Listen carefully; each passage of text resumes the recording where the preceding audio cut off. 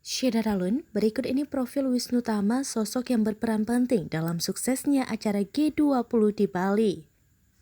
Wisnu Tama memiliki peran besar dalam suksesnya gala dinner yang dihadiri para kepala negara dalam rangka konferensi tingkat tinggi atau KTT G20. Kemegahan gala dinner atau jamuan makan malam di kawasan wisata Garuda Wisnu Kencana atau GWK Bali merupakan bagian dari pencapaian Wisnu Tama. Para kepala negara nampak terpukau dengan gala dinner yang disiapkan Wisnu Tama tersebut.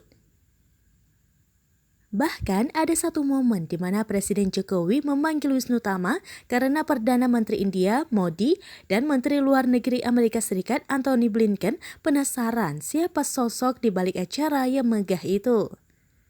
Wisnu Tama pernah menjabat sebagai Menteri Pariwisata dan Ekonomi Kreatif atau Menparekraf era Presiden Jokowi Ma'ruf Amin.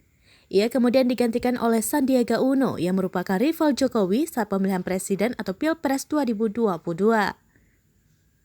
Wisnu Tama lahir di Jayapura, Papua pada 4 Mei 1976.